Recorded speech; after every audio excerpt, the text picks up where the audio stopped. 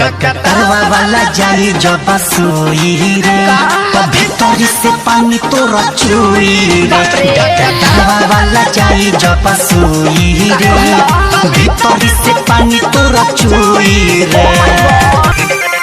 चित पटक के सब कुछ कैला साफे बड़ा तूने दर्दी हो। एक बार नहीं हमसे तू पूछला बाकी ना हमर मर्जी हो। ए राजा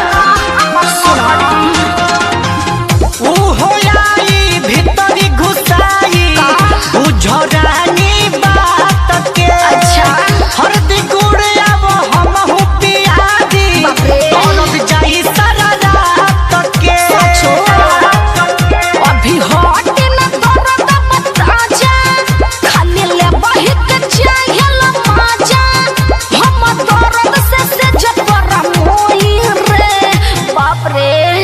डकटरवा वाला जाई जब सोई रे तो भीतर से पानी तोरा चुई रे।